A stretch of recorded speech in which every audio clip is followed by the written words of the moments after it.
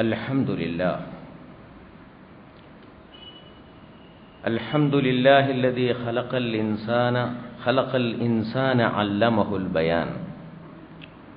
الحمد لله الذي أنزل القرآن في شهر رمضان هدى للناس وبينات من الهدى والفرقان.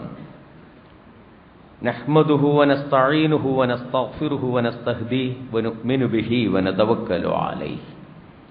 نعوذ بالله من شرور أنفسنا ومن سيئات أعمالنا. من يهده الله فلا مضل له ومن يضلله فلا هادي له. نشهد أن لا إله إلا الله ونشهد أن محمدا عبده ورسوله. اللهم صل على محمد وعلى آل محمد كما صليت على إبراهيم وعلى آل إبراهيم إنك حميد مجيد. وبارك على محمد وعلى آل محمد كما باركت على إبراهيم وعلى آل إبراهيم إنك حميد مجيد. أما بعد فإن خير الحديث كتاب الله وخير الهدي هدي محمد صلى الله عليه وسلم وشر الأمور محدثاتها وكل محدثة بدعة وكل بدعة ضلالة وكل ضلالة في النار. أيها الناس أوصيكم وإياي بتقوى الله. أعوذ بالله السميع العليم من الشيطان الرجيم. بسم الله الرحمن الرحيم. يا أيها الذين آمنوا استجيبوا لله وللرسول إذا دعاكم لما يحييكم واعلموا أن الله يحول بين المرء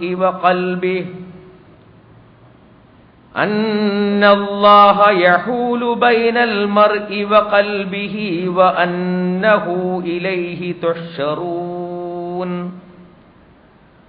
واتقوا فتنة لا تصيبن الذين ظلموا منكم خاصة واعلموا أن الله شديد العقاب. صدق الله العلي العظيم. പ്രിയമുള്ള സഹോദരന്മാരെ, സഹോദരിമാരെ, അല്ലാഹുവിനെ സൂക്ഷിച്ച് ജീവിക്കണമെന്ന് ഞാൻ എന്നോടും നിങ്ങളോടും ഒരുപോലെ വസിയത്ത് ചെയ്യുകയാണ്. വിശുദ്ധ റമളാൻ അതിൻ്റെ പകുതിയും പിന്നിട്ട് കഴിഞ്ഞു. ഇനി ഏതാനും ദിവസങ്ങൾ മാത്രമാണ് ബാക്കി നിൽക്കുന്നത്. അവശേഷിക്കുന്ന രാവിലും പകലിലും ഒരു നിമിഷം പോലും പാഴാവാതെ ഇബാദത്തുകളിലും സൽക്കർമ്മങ്ങളിലും ദാനധർമ്മങ്ങളിലും ഏർപ്പെട്ടുകൊണ്ട് റമളാൻ അർത്ഥവത്താക്കി തീർക്കണമെന്ന് ഞാൻ നിങ്ങളോടും എന്നോടും വസിയത്ത് ചെയ്യുകയാണ്. നാളെ റമളാൻ 17 റമളാൻ 17 ലോക മുസ്ലിങ്ങൾ ബദർ എന്ന മഹാസംഭവത്തെ അനുസ്മരിക്കുന്ന ദിവസമാണ്. വിശ്വാസി സമൂഹത്തെ സംബന്ധിച്ചിടത്തോളം അവരുടെ ഹൃദയത്തിൽ വേരൂന്നിയിട്ടുള്ള ഒരു മഹാസംഭവമാണ് ബദർ. സഹാബികളും താബിഉകളും താബിഉത്താബിഉകളും ബദർ യുദ്ധത്തെ എങ്ങനെയാണ് കണ്ടിരുന്നത് എന്ന് അവരുടെ ചില സംസാരങ്ങളിൽ നിന്ന് മനസ്സിലാക്കാൻ കഴിയും. പ്രവാചകൻ സല്ലല്ലാഹു അലൈഹി വസല്ലംക്ക് ശേഷം സഹാബിമാർ താബികളുമായി ബന്ധപ്പെടുമ്പോഴും പരിചയപ്പെടുമ്പോഴും വളരെ അഭിമാനപൂർവ്വം എന്നാൽ അഹങ്കാരലേശമന്യേ പറയാറുണ്ടായിരുന്നു, ഞാൻ ബദറിൽ പങ്കെടുക്കാൻ അവസരം കിട്ടിയിട്ടുള്ള ഒരു വിനീതനായ സഹാബിയാണ് എന്ന്. ബദറിൽ പങ്കെടുത്തവരെ പരിചയപ്പെടുത്തുമ്പോൾ ഇപ്പോൾ നാം ഒരു സ്വാതന്ത്ര്യ സമരഭടനെ പരിചയപ്പെടുത്തുന്നതിനേക്കാൾ ആവേശപൂർവമായിരുന്നു മറ്റു സഹാബികൾ പരിചയപ്പെടുത്തിയിരുന്നത്. ഇദ്ദേഹം ഒരു ബദരിയാണ്. മാത്രമല്ല, അവരുടെ മക്കളെയും പേരക്കുട്ടികളെയും പരിചയപ്പെടുത്തുമ്പോൾ പോലും ഇയാൾ ഒരു ബദരീന്റെ മകനാണ്, ഇയാൾ ഒരു ബദരീന്റെ പേരക്കുട്ടിയാണ് എന്നൊക്കെ പറഞ്ഞ് പരിചയപ്പെടുത്തുമായിരുന്നു. ബദറിൽ പങ്കെടുത്തു എന്നുള്ളത് ഒരു അഭിമാനമായി പങ്കെടുത്തവർ മനസ്സിലാക്കി എന്ന് മാത്രമല്ല, മുസ്ലിം സമൂഹം ഒന്നടങ്കം ബദറിൽ പങ്കെടുത്തയാളുകൾക്ക് വലിയ ബഹുമതി നൽകിയിരുന്നു. മക്ക വിജയത്തിന് യാത്ര പുറപ്പെടുന്നതിന് മുമ്പ് പ്രഗത്ഭനായ ഒരു സഹാബിയുടെ ഭാഗത്തു നിന്ന് രാജ്യസുരക്ഷയുമായി ബന്ധപ്പെട്ട ഒരു വൻ വീഴ്ചയുണ്ടായി.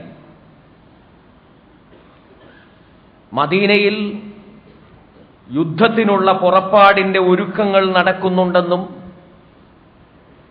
അത് മക്കയിലേക്കാകാൻ സാധ്യതയുണ്ടെന്നും അതുകൊണ്ട് മക്കയിൽ നമ്മുടെ സമ്പത്ത് സംരക്ഷിക്കാൻ മുന്നോട്ട് വരണമെന്നും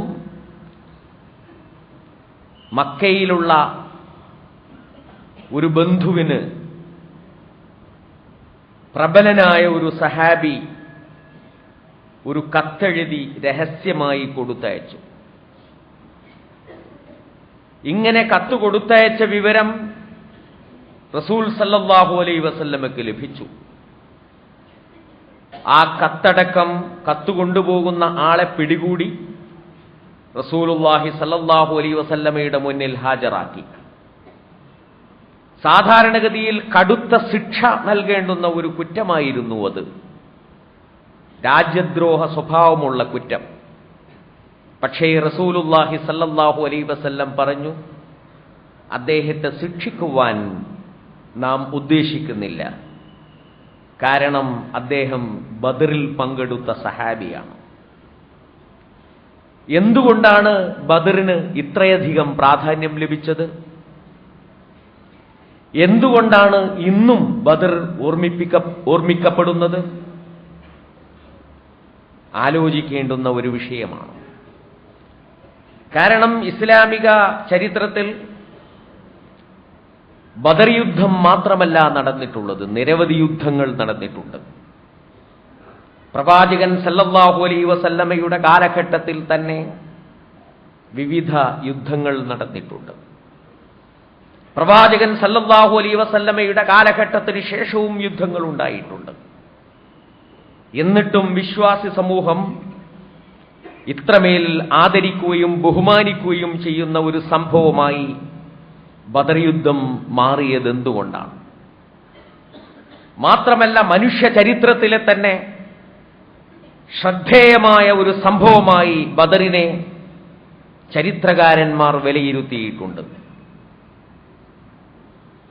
ബദർ വളരെ ചെറിയ ഒരു യുദ്ധമായിരുന്നു. 313 അല്ലെങ്കിൽ 300 ചില്ലാനം സഹാബിമാർ പങ്കെടുത്ത യുദ്ധം. എതിരാളികളും ഏതാണ്ട് 1000-ഓളം മാത്രം. ഒരു ദിവസം രാവിലെ തുടങ്ങി വൈകുന്നേരമാകുമ്പോഴേക്കും അവസാനിച്ചു പോയ യുദ്ധം. ഇസ്ലാമിന്റെ പക്ഷത്തു നിന്നും ശത്രുക്കളുടെ പക്ഷത്തു നിന്നുമായി 84 പേർ മാത്രമാണ് മരിച്ചു വീണത്. 70 പേർ മാത്രമാണ് ബന്ദികളായി പിടിക്കപ്പെട്ടത്. അത്രയും ചെറിയ ദൈർഘ്യം കുറഞ്ഞ ഒരു യുദ്ധം. ലക്ഷലക്ഷക്കണക്കായ മനുഷ്യർ കൊല്ലപ്പെട്ട യുദ്ധങ്ങൾ ലോകത്തുണ്ടായിട്ടുണ്ട്. ആഴ്ചകളും മാസങ്ങളും മാത്രമല്ല, ആണ്ടുകളും പതിറ്റാണ്ടുകളും നൂറ്റാണ്ടുകളും നീണ്ടുനിന്ന യുദ്ധങ്ങൾ ഉണ്ടായിട്ടുണ്ട്. ഇത്രയും വലിയ യുദ്ധങ്ങൾ ഉണ്ടായിട്ടും ഇന്നും ചരിത്രത്തിൽ അതുല്യമായി അചയ്യമായ ഒരു സംഭവമായി നിലനിൽക്കുന്നത് ബദറാണ് എന്നുള്ളതിന്റെ കാരണമെന്താണ്? അതിന്റെ ഒന്നാമത്തെ കാരണം, വിശുദ്ധ ഖുർആൻ ഈ യുദ്ധത്തെ ധാരാളമായി പരാമർശിക്കുന്നു എന്നതാണ്. സൂറത്തുൽ അൻഫാൽ എന്ന ഒരു സൂറത്ത് തന്നെ ബദർ യുദ്ധത്തെ അവലോകനം ചെയ്തുകൊണ്ട് ബദർ യുദ്ധത്തിന്റെ വിവിധ സന്ദർഭങ്ങളിലായും ബദർ യുദ്ധത്തിന് ശേഷമുള്ള സന്ദർഭങ്ങളിലായും അവതീർണമായിട്ടുണ്ട്. ബദർ യുദ്ധത്തിന്റെ എല്ലാ പോന്നുപോരായ്മകളെയും കുറിച്ച്, എല്ലാ ഗുണദോഷങ്ങളെയും കുറിച്ച് ഖുർആൻ വിശദമായി ചർച്ച ചെയ്തിട്ടുണ്ട്. വിശുദ്ധ ഖുർആൻ ബദർ യുദ്ധത്തെ വിശേഷിപ്പിച്ചിട്ടുള്ളത് യൗമുൽ ഫുർഖാൻ എന്നാണ്. യൗമൽ തഖൽ ജമ്മാൻ, രണ്ട് വിഭാഗം ആളുകൾ ഏറ്റുമുട്ടിയിട്ടുള്ള ഒരു സന്ദർഭം. ആ സന്ദർഭം രണ്ട് വിഭാഗം ജനങ്ങൾ ഏറ്റുമുട്ടി എന്നുള്ളത് മാത്രമല്ല, യൗമുൽ ഫുർഖാൻ, അത് സത്യത്തെയും അസത്യത്തെയും വിവേചിച്ച ഒരു യുദ്ധമായിരുന്നു. സത്യത്തെയും അസത്യത്തെയും വിവേചിച്ച ഒരു യുദ്ധം. ഖുർആനിന് ഫുർഖാൻ എന്ന ഒരു പേരുണ്ട്. സത്യത്തെയും അസത്യത്തെയും വിവേചിക്കാനുള്ള മാനദണ്ഡം ഉൾക്കൊള്ളുന്ന ഗ്രന്ഥം എന്നുള്ള നിലയിലാണ് ഖുർആനിന് ഫുർഖാൻ എന്ന പേര് കൊടുത്തത്. ഖുർആനിന് ഫുർഖാൻ എന്ന് പേര് കൊടുക്കാൻ കഴിയുമെങ്കിൽ മനുഷ്യ ചരിത്രത്തിലെ ഒരു സംഭവത്തിൽ ഫുർഖാൻ എന്ന പേര് കൊടുക്കാൻ കഴിയുന്നത് ബദർ എന്ന സംഭവത്തിനാണ്. അതാണ് യൗമുൽ ഫുർഖാൻ എന്ന പേര് അല്ലാഹു സുബ്ഹാനഹു വ തആല വിശുദ്ധ ഖുർആനിന് നൽകിയിട്ടുള്ളത്. എന്തിനായിരുന്നു ആ യുദ്ധം എന്ന് വിശുദ്ധ ഖുർആൻ പല സ്വഭാവത്തിൽ വിശദീകരിച്ചിട്ടുണ്ട്. അതിലൊരു വിശദീകരണം ലിയുഹിഖൽ ഹഖ്ഖ വയുബ്തിലൽ ബാത്തിൽ. ലിയുഹിഖൽ ഹഖ്ഖ, സത്യത്തെ സാക്ഷാത്കരിക്കുവാൻ വേണ്ടിയായിരുന്നു അത്. സത്യമെന്നത് ഭൂമിയിൽ സ്ഥാപിതമാകാത്ത ഒരു സങ്കല്പ വീടുകണക്കെ കിടക്കുകയായിരുന്നു. സത്യം ഒരു ദർശനമായും ഒരാദർശമായും ഒരാശയമായും നിലകൊള്ളുകയായിരുന്നു. പക്ഷേ സത്യത്തിന് ഭൂമിയിൽ ഒരു വേര് ലഭിച്ചത്, സത്യത്തിന്റെ സാക്ഷാത്കാരം സാധ്യമായിട്ടുള്ളത് ബദർ യുദ്ധത്തിലൂടെയാണ് എന്നുള്ളത് കൊണ്ടാണ് ബദർ യുദ്ധത്തിന് ഈ പ്രാധാന്യം വന്നിട്ടുള്ളത്. ലിയുഹിഖൽ ഹഖ്ഖ വയുബ്തിലൽ ബാത്തില, അസത്യം നിഷ്പ്രഭമായി തീരുകയാണ്. അസത്യം അതിന്റെ തനത് സ്വഭാവത്തിലേക്ക് നീങ്ങുകയാണ്. സത്യം ഭൂമിയിൽ സാക്ഷാത്കൃതമാകുന്നു, അസത്യം അതിന്റെ തനത് സ്വഭാവത്തിലേക്ക് നീങ്ങുന്നു. ജാഅൽ ഹഖ്ഖു വസഹഖൽ ബാത്തിൽ ഇന്നൽ ബാത്തില കാന സഹൂഖ. സത്യം വന്നു കഴിഞ്ഞിരിക്കുന്നു, അസത്യം നശിച്ചു കഴിഞ്ഞിരിക്കുന്നു, ജീർണിച്ചു കഴിഞ്ഞിരിക്കുന്നു. ഇന്നൽ ബാത്തില കാന സഹൂഖ, ബാത്തിലിന്റെ, അസത്യത്തിന്റെ, മിഥ്യയുടെ തനത് സ്വഭാവം അത് നിഷ്പ്രഭമായി പോവുക, അസ്തമിച്ചു പോവുക എന്നുള്ളതാണ്. അങ്ങനെ അസത്യത്തെ, മിഥ്യയെ അതിന്റെ തനത് സ്വഭാവത്തിലേക്ക് മാറ്റാൻ, സത്യത്തെ സാക്ഷാത്കരിക്കാൻ ഈ യുദ്ധം കൊണ്ട് കഴിഞ്ഞു എന്നുള്ളതാണ് ബദർ യുദ്ധത്തിന്റെ പ്രത്യേകതയായി അല്ലാഹു സുബ്ഹാനഹു വ തആല എടുത്തു പറയുന്നത്. ലിയമീസല്ലാഹുൽ ഖബീസ മിനത് ത്വയ്യിബ്,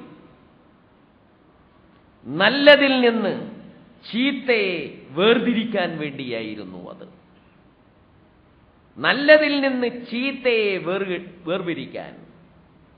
വയജ്അലൽ ഖബീസ ബഅ്ദഹു അലാ ബഅദ്, മാത്രമല്ല ചീത്തയായ എന്തൊക്കെയുണ്ടോ അവ പരസ്പരം ഒരുമിച്ചു ചേർക്കാൻ, ഒരു ഭാഗത്തേക്ക് അതിനെ മാറ്റിയിടാൻ. ഫയർകുമഹു ജമീഅൻ, എന്നിട്ട് അവയെ ഒരു സംഘമാക്കി മാറ്റാൻ, ഒരു കൂട്ടമാക്കി മാറ്റാൻ.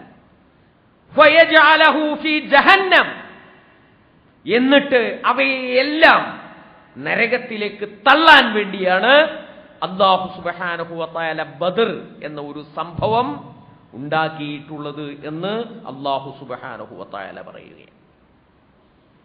അപ്പൊ സത്യത്തെയും അസത്യത്തെയും വേർതിരിച്ചു കാണിക്കാൻ, അസത്യത്തെ നിഷ്പ്രഭമാക്കാൻ,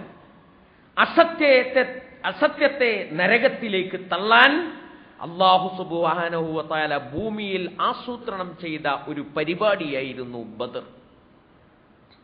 അതുകൊണ്ടാണ് ബദർ ചരിത്രത്തിൽ ഓർമ്മിക്കപ്പെടുന്നത്. ഭൗതികമായ സന്നാഹങ്ങളിൽ വിശ്വാസികളുടെ സമൂഹം വളരെ പിറകിലായിരുന്നു. 300 ചില്ലാനം ആളുകൾ മാത്രം. എതിരാളികളാകട്ടെ 1000-ഓളം. 2 കുതിരകൾ മാത്രം. എതിരാളികൾ മിക്ക ആളുകളും ഏതാണ്ട് 100-ഓളം ആളുകളെന്ന് പറയാം, അശ്വാരൂഢം.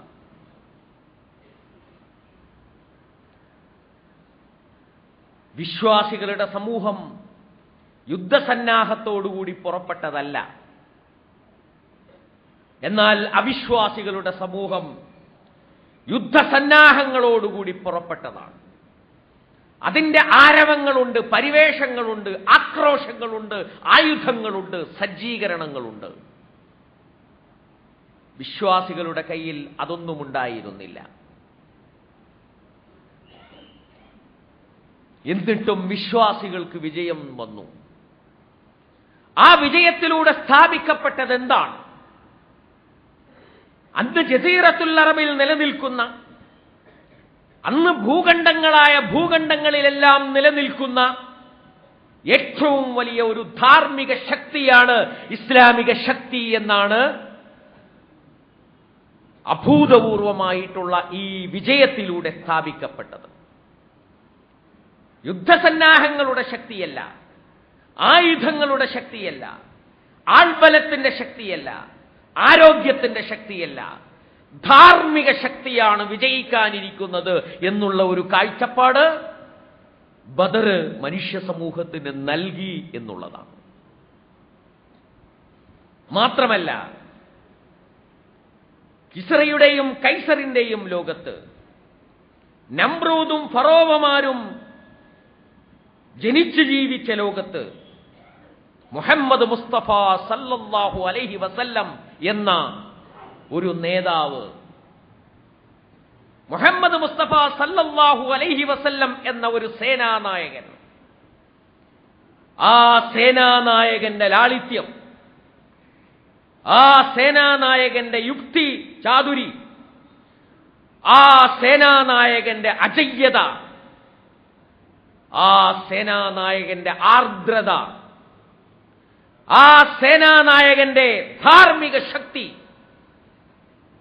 ആ സേനാനായകനോടുള്ള അനുചരന്മാരുടെ അനുസരണം, അത് ലോകത്തിന്റെ മുമ്പിൽ വെളിവാക്കപ്പെട്ട ഒരു സംഭവമായിരുന്നു ബദർ എന്നതാണ് ബദറിന്റെ മറ്റൊരു പ്രത്യേകത.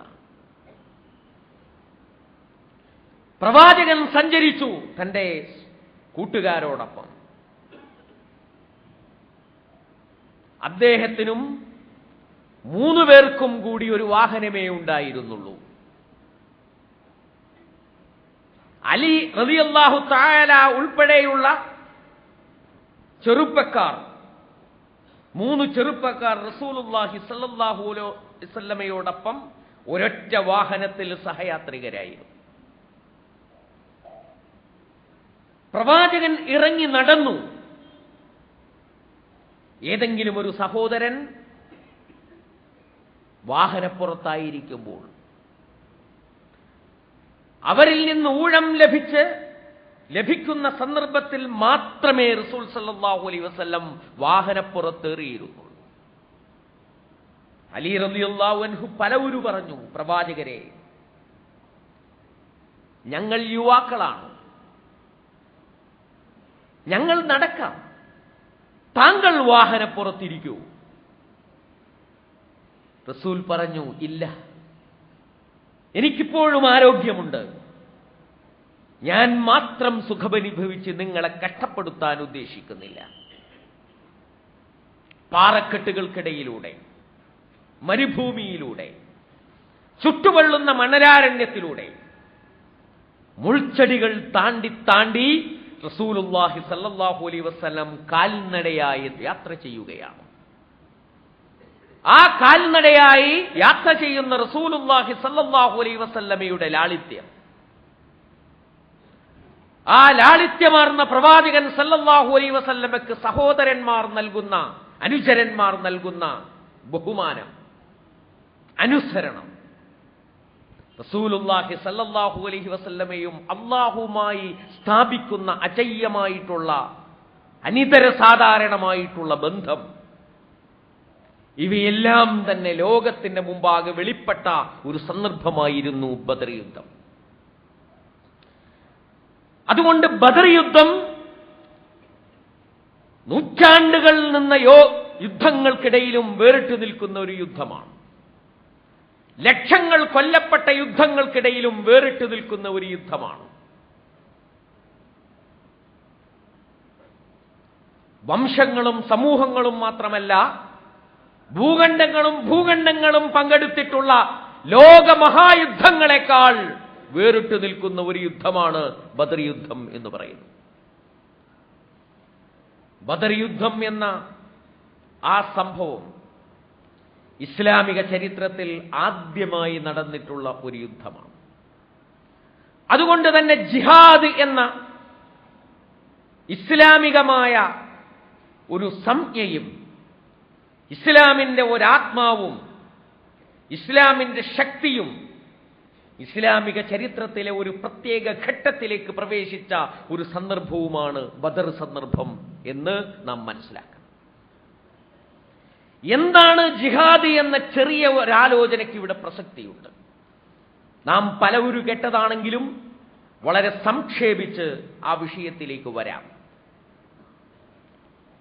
നമ്മളെല്ലാവരും അല്ലാഹു ഒഴികെ ഒരു ഇലാഹുമില്ല എന്ന് വിചാരിക്കുന്നവരാണ്. അല്ലാഹു ഒഴികെ ഒരു ഇലാഹുമില്ല എന്ന് വിചാരിക്കുന്നവർ. അത് കേവലമായ ഒരു വിചാരം മാത്രമല്ല, നമ്മുടെ ഹൃദയത്തിൽ ആണ്ടു തറഞ്ഞിട്ടുള്ള ഒരു വിശ്വാസമാണ്. അല്ലാഹു ഇലാഹാണ് എന്ന് പറയുമ്പോൾ ആകാശത്ത് അവനാണ് ഇലാഹ് എന്ന് മാത്രമല്ല നാം വിചാരിക്കുന്നത്, നാം വിശ്വസിക്കുന്നത്. മറിച്ച് ഭൂമിയിലും അവൻ തന്നെയാണ് ഇലാഹ്. ആകാശത്താരാണോ ഇലാഹ് അവൻ തന്നെയാണ് ഭൂമിയിലും ഇലാഹ്. ഈ ലോകത്ത് പുലരേണ്ടത് അവന്റെ ഉലൂഹിയത്താണ്, അവന്റെ ദിവ്യത്വമാണ്. അവന്റെ കൽപ്പനകൾക്കനുസരിച്ചുള്ള ഒരു ലോകം പണിയുക എന്നുള്ളത് ലാ ഇലാഹ ഇല്ലല്ലാഹ് എന്ന കലിമത്തു തൗഹീദിൽ വിശ്വസിക്കുന്ന ഒരു മനുഷ്യന്റെ ചുമതലയാണ്. ഞാൻ അല്ലാഹുവിന് കീഴ്പ്പെടുക എന്ന് മാത്രമല്ല എന്റെ ആഗ്രഹം. കാരണം എന്റെ മാത്രം ഇലാഹല്ല അല്ലാഹു. ഈ ലോകം മുഴുവൻ അല്ലാഹുവിന് കീഴ്പ്പെടണം എന്ന് ഞാൻ ആഗ്രഹിക്കുന്നു. കാരണം അല്ലാഹുവിനെ കുറിച്ചുള്ള എന്റെ വിശ്വാസം ലോകത്തിന്റെ മുഴുവൻ ഇലാഹ് അല്ലാഹുവാണ് എന്നുള്ളതാണ്. അതുകൊണ്ട് ലാ ഇലാഹ ഇല്ലല്ലാഹു എന്ന ആശയത്തിൽ ഞാൻ വിശ്വസിക്കുന്നുണ്ടെങ്കിൽ അല്ലാഹുവിന്റെ ഉലൂഹിയത്ത് ഈ ലോകം മുഴുവൻ പരത്തുവാൻ, വ്യാപിപ്പിക്കുവാൻ എനിക്ക് ആഗ്രഹമുണ്ട്. ആ ആഗ്രഹത്തിന്റെ അടിസ്ഥാനത്തിലുള്ള പരിശ്രമത്തിന്റെയും പേരാണ് ജിഹാദ് എന്ന് പറയുന്നത്. അതുകൊണ്ടാണ് വിശുദ്ധ ഖുർആൻ ജിഹാദിനെ ഈമാനിൽ നിന്ന് വേർതിരിക്കാൻ പറ്റുകയില്ല എന്ന് പ്രഖ്യാപിച്ചത്. വിശ്വാസികളെന്ന് പറഞ്ഞാൽ അല്ലാഹുവിലും അന്ത്യദിനത്തിലും വിശ്വസിക്കുകയും സുമ്മലം യർത്താബു, ഒരു ചാഞ്ചല്യവും അതിലില്ലാതിരിക്കുകയും വജാഹദു, ജിഹാദ് ചെയ്യുകയും ചെയ്യുന്നവരാണ് എന്ന് പറഞ്ഞിട്ടുള്ളത്. അതുകൊണ്ടാണ് ഈമാനിന്റെ ഒരു കണ്ടന്റാണ് ജിഹാദ്, ഈമാനിന്റെ ഒരു താൽപര്യമാണ് ജിഹാദ്. ഈമാനിനാൽ പ്രചോദിതമായാൽ ഒരു മനുഷ്യൻ ചെയ്യുന്ന ഒരു കാര്യമാണ് ജിഹാദ്. ഞാൻ അല്ലാഹുവിന് കീഴ്പ്പെടുന്നതോടൊപ്പം എന്റെ സമസൃഷ്ടങ്ങളെയും അല്ലാഹുവിന് കീഴ്പ്പെടുന്ന ഒരവസ്ഥയിലേക്ക് മാറ്റുവാനുള്ള എന്റെ ആഗ്രഹത്തിന്റെ താൽപര്യമാണ്, ആ ആഗ്രഹത്തിന്റെ പരിപൂർത്തീകരണമാണ് ജിഹാദ് എന്ന് പറയുന്നത്. റസൂലുള്ളാഹി സല്ലല്ലാഹു അലൈഹി വസല്ലമക്ക് എന്ന് ബഅ്സത്ത് കിട്ടിയോ അന്ന് റസൂലിന്റെ ജിഹാദ് ആരംഭിച്ചിട്ടുണ്ട്. അൽ ജിഹാദു മാലിൻ മുൻദു ബുഇസ്തു ഇലാ അൻ യുഖാതില ആഖിറു ഉമ്മത്തി അദ്ദജ്ജാൽ. ഞാൻ നിയോഗിക്കപ്പെട്ട അന്നു മുതൽ ജിഹാദ് ആരംഭിച്ചിരിക്കുന്നു. ഇനി ദജ്ജാലിനെ എന്റെ സമുദായത്തിലെ അവസാനത്തെ മനുഷ്യൻ എഴുന്നേറ്റ് നിന്ന് വധിക്കുന്നത് വരെ ജിഹാദ് തുടരുക തന്നെ ചെയ്യും എന്ന് റസൂൽ പറഞ്ഞിട്ടുണ്ട്.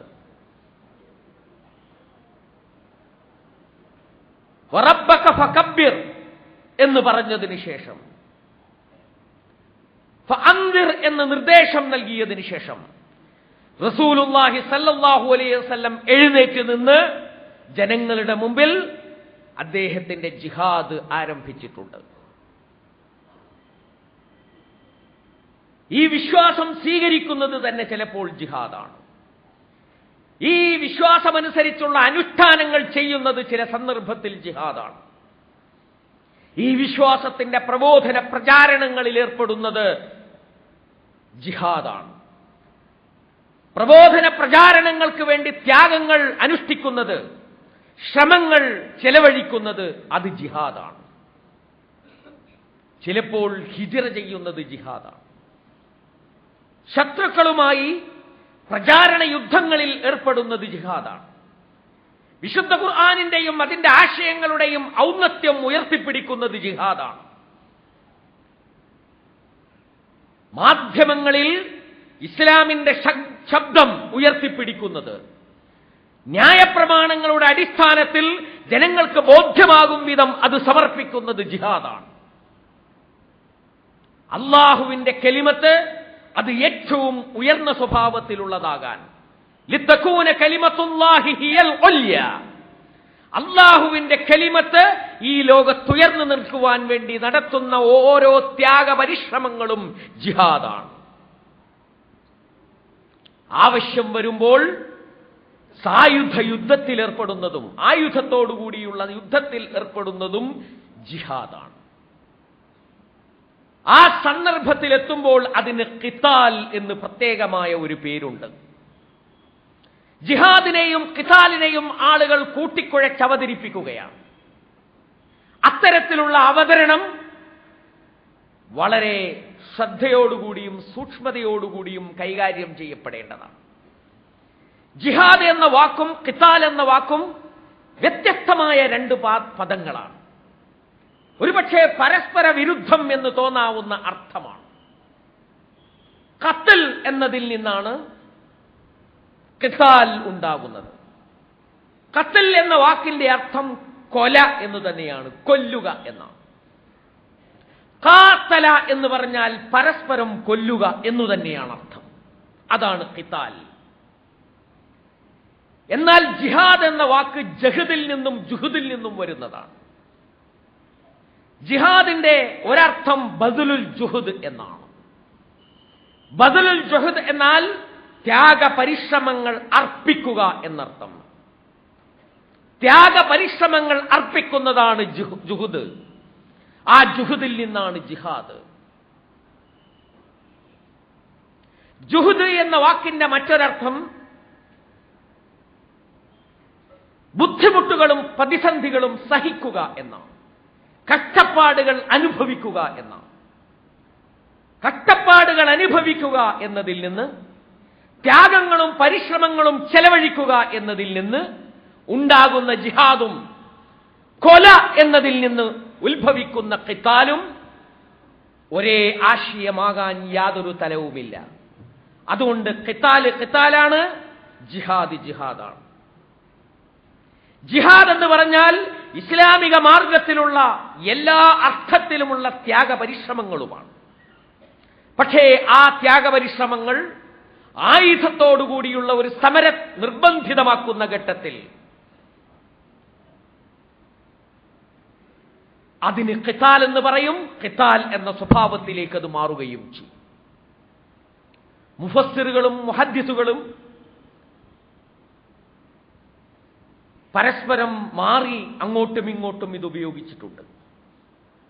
ചരിത്രകാരന്മാർ ഇതിനെ ഇടകലർത്തി ഉപയോഗിച്ചിട്ടുണ്ട്, ഈ രണ്ട് വാക്കുകളെ.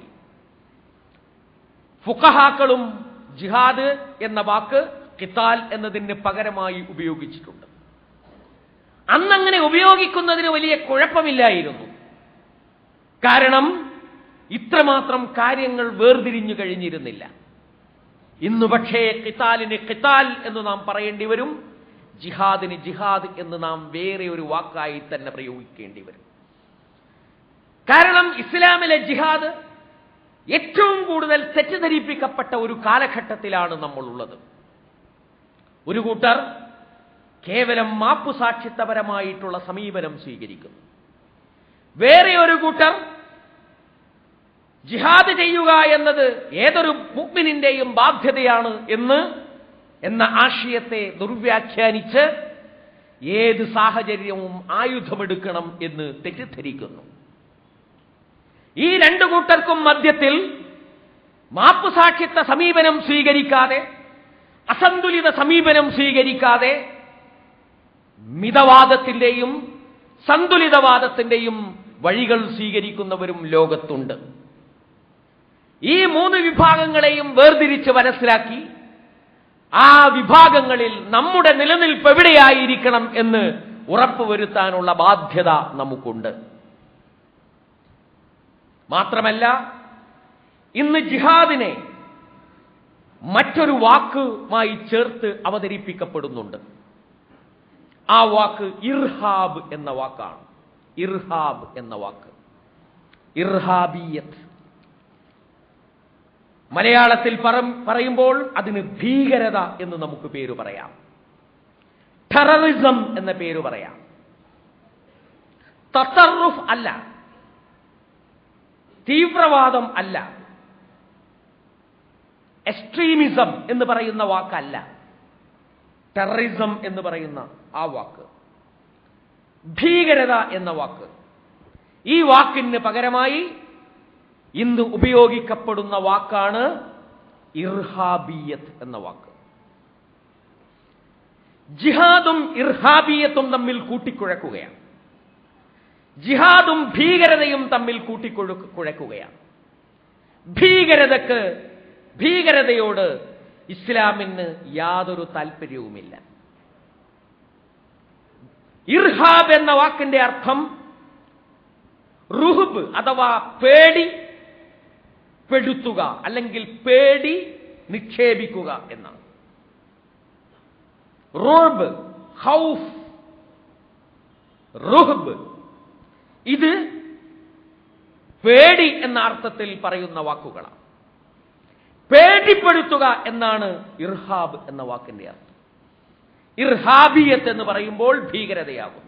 ഈ ഭീകരതയ്ക്ക് ഇസ്ലാമുമായി യാതൊരു ബന്ധവുമില്ല. ഇസ്ലാമിന് താല്പര്യം അമ്നിനോടാണ്. നിർഭയത്വമാണ് ഇസ്ലാമിന്റെ കാതൽ. നിർഭയത്വം ഇസ്ലാം ഉയർത്തിപ്പിടിക്കുന്ന ഏറ്റവും വലിയ മൂല്യമാണ്.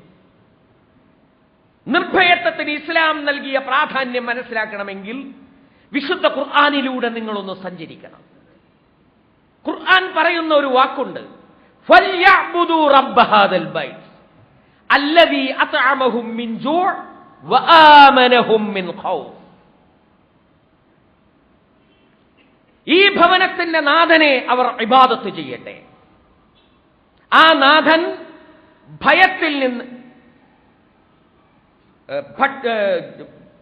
വിശപ്പിൽ നിന്ന് അവർക്ക് ഭക്ഷണം നൽകി. മാത്രമല്ല വആമനഹും മിൻ ഖൗഫ്, ഭയത്തിൽ നിന്ന് അവർക്ക് നിർഭയത്വം നൽകി. ഭയത്തിൽ നിന്ന് നിർഭയത്വത്തിന്റെ അന്തരീക്ഷത്തിലേക്ക് മാറ്റുന്നു എന്നുള്ളത് അല്ലാഹു മനുഷ്യ സമൂഹത്തിന് നൽകുന്ന ഒരു അനുഗ്രഹമാണ്. ആ അനുഗ്രഹത്തിന്റെ കഅബാലയം കാരണമായി എന്നതുകൊണ്ട് ആ കഅബാലയത്തിന്റെ നാഥൻ എന്നുള്ള നിലയിൽ തന്നെ അല്ലാഹുവിന്റെ ഇബാദത്ത് ചെയ്യുവാൻ കഅബാലയത്തിന് ചുറ്റും താമസിക്കുന്നവർ ബാധ്യസ്ഥരാണ് എന്നാണ് വിശുദ്ധ ഖുർആൻ ഈ വചനത്തിൽ നമ്മെ പഠിപ്പിക്കുന്നത്. അംന് അവലം നുമക്കില്ലഹും അറമൻ ആമിന, നിർഭയപൂർണമായ ഒരു പവിത്ര ദേശം മനുഷ്യ സമൂഹത്തിന് സംഭാവന ചെയ്തു എന്നത് അല്ലാഹുവിന്റെ ഏറ്റവും വലിയ അനുഗ്രഹമാണ്.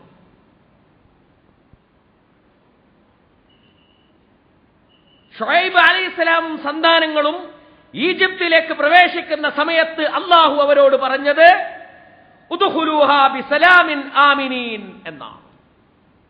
നിങ്ങൾ നിർഭയരായി പ്രവേശിക്കുക എന്നാണ്. നിർഭയത്വം, വിശപ്പിൽ നിന്ന് രക്ഷപ്പെടാൻ ഭക്ഷണം നൽകുന്നത് എത്ര പ്രാധാന്യമുള്ളതാണോ അത്രയും പ്രാധാന്യമുള്ളതാണ് ഭയത്തിന്റെ അന്തരീക്ഷത്തിൽ നിന്ന് രക്ഷ നേടുവാൻ വേണ്ടി നിർഭയത്വം ആളുകൾക്ക് നൽകുക എന്നുള്ളതും. അതുകൊണ്ട് ഞാൻ പറയുന്നു, ഇസ്ലാമിന്റെ ഏറ്റവും പ്രധാനപ്പെട്ട മൂല്യം, ഇസ്ലാമിന്റെ ഏറ്റവും പ്രധാനപ്പെട്ട മൂല്യങ്ങളിൽ ഒന്നാണ് അംന്, നിർഭയത്വം. ഒരു വിശ്വാസിക്കും ആളുകളെ ഭയപ്പെടുത്തുവാനുള്ള അവകാശമില്ല. ആളുകൾക്ക് സംതൃപ്തി നൽകുക, അവർക്ക് സമാധാനം നൽകുക എന്നുള്ളതാണ് ഒരു വിശ്വാസിയിൽ നിന്ന് എപ്പോഴും ഉണ്ടാകേണ്ടുന്ന സമീപനം.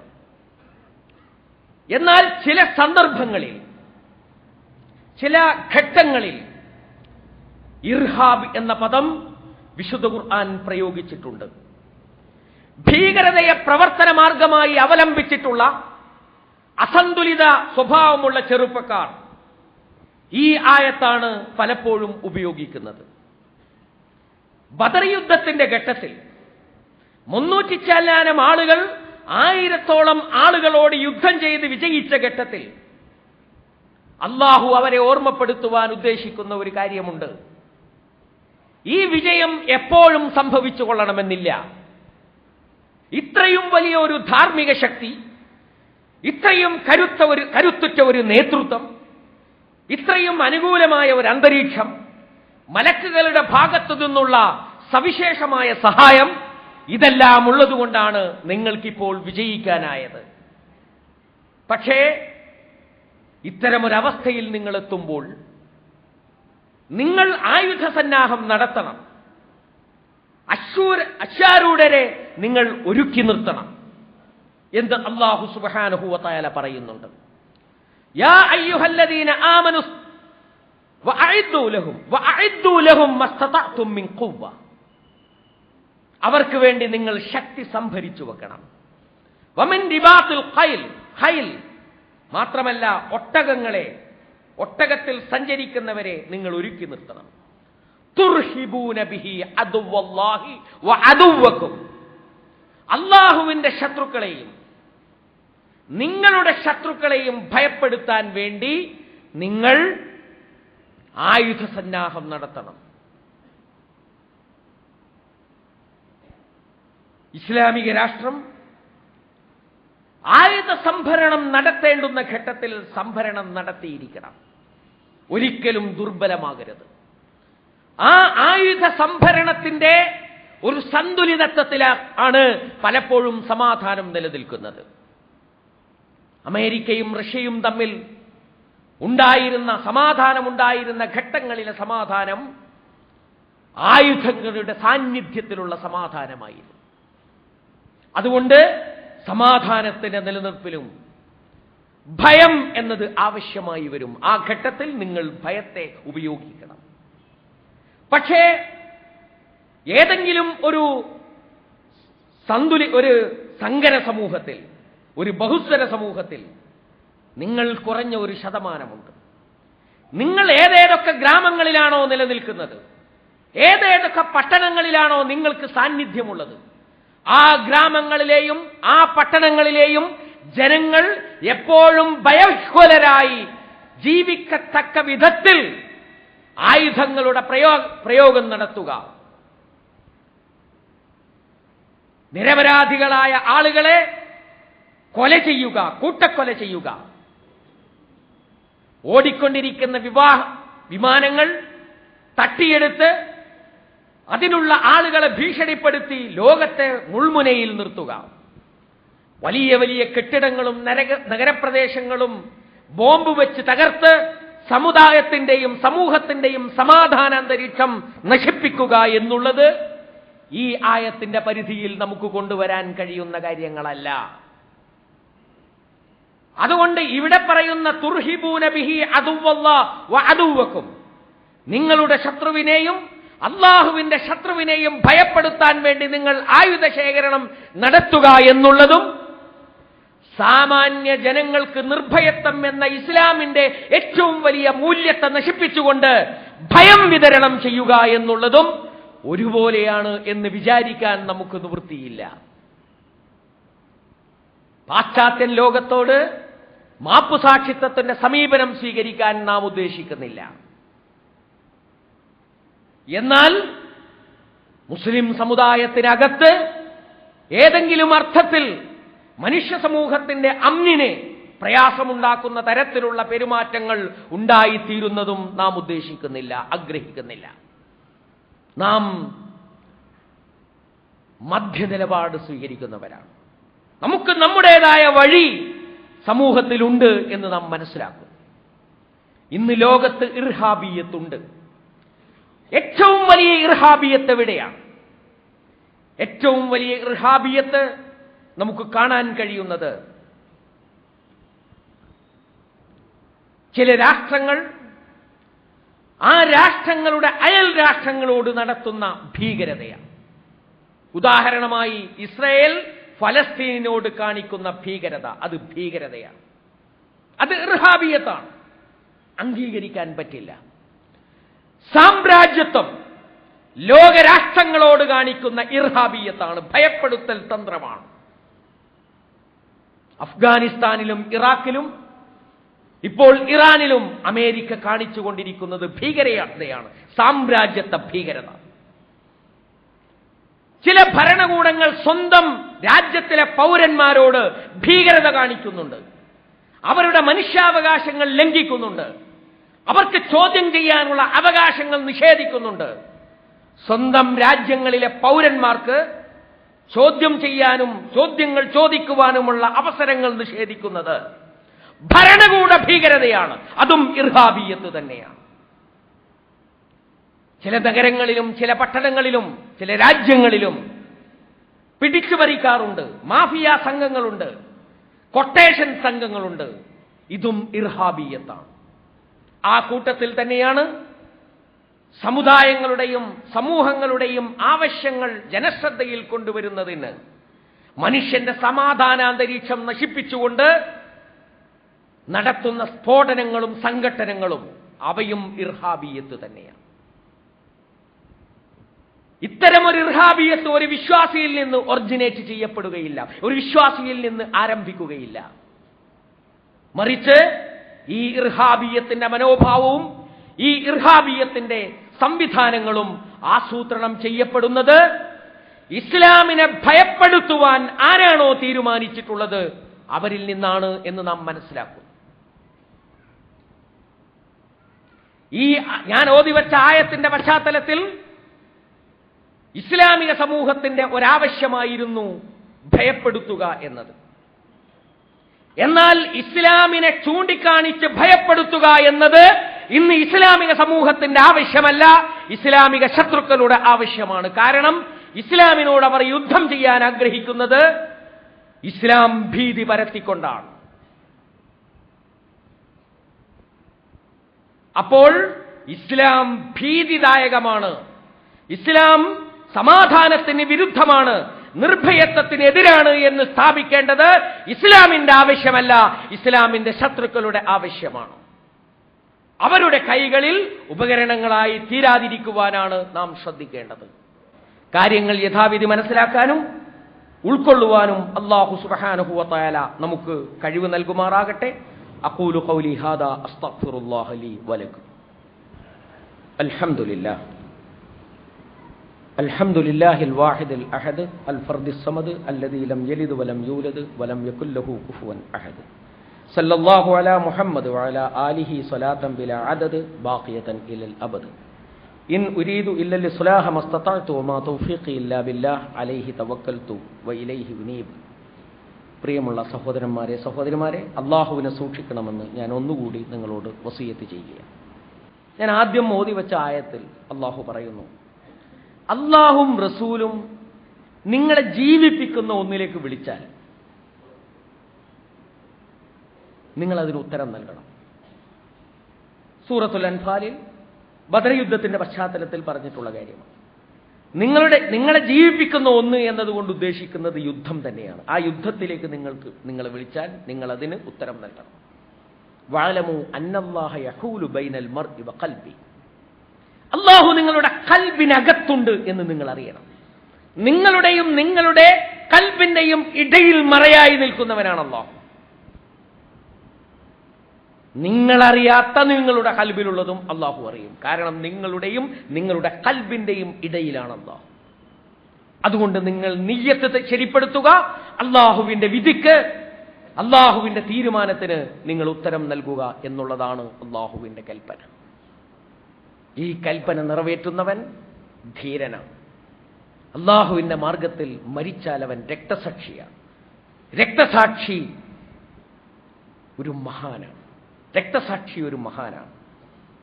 രക്തസാക്ഷി ഒരിക്കലും മരിക്കുന്നില്ല. രക്തസാക്ഷി ജീവിക്കുകയാണ് ചെയ്യുന്നത്. അതുകൊണ്ട് നാം പ്രാർത്ഥിച്ചു പോകുന്നു, അല്ലാഹുവേ, നിന്റെ മാർഗത്തിലുള്ള രക്തസാക്ഷ്യം നീ ഞങ്ങൾക്ക് അനുഗ്രഹമായി ദാനമായി നൽകണമേ തമ്പുരാനെ. പ്രിയമുള്ള സഹോദരന്മാരെ, ജിഹാദിനെക്കുറിച്ച് ആഴത്തിൽ പഠിക്കുകയും ജിഹാദ് ചെയ്യുന്നവരായി വിശ്വാസികളായി തീരുകയും ചെയ്യണമെന്ന് ഞാൻ ഒന്നുകൂടി നിങ്ങളെ വസിയത്ത് ചെയ്യുകയാണ്. അല്ലാഹു സുബ്ഹാനഹു വ തആല നമ്മെ അനുഗ്രഹിക്കുമാറാകട്ടെ. നമ്മുടെ പാപങ്ങൾ അല്ലാഹു വിട്ടുപുറത്ത് മാപ്പാക്കി തരുമാറാകട്ടെ. അല്ലാഹു സുബ്ഹാനഹു വ തആല അവന്റെ വിശാലമായ സ്വർഗ്ഗത്തിൽ നമുക്ക് അവസരം നൽകുമാറാകട്ടെ. اللهم أعز الإسلام والمسلمين، اللهم أذل الشرك والمشركين، اللهم أذل الكفر والكافرين، اللهم أعز الإسلام والمسلمين، اللهم اغفر للمؤمنين والمؤمنات والمسلمين والمسلمات الأحياء منهم والأموات إنك مجيب الدعوات يا قاضي الحاجات. طيب ثراهم واجعل الجنة مأواهم. اللهم أجرنا من النار، اللهم أجرنا من النار، اللهم أجرنا من النار. اللهم لا تشوه خلقنا بالنار ولا تجعلنا من حطب النار فإنها بئس الدار وبئس المثوى وبئس القرار. ربنا اغفر لنا وإخواننا الذين سبقونا بالإيمان ولا تجعل في قلوبنا غلا للذين آمنوا ربنا إنك رؤوف رحيم. والسلام والحمد لله رب العالمين.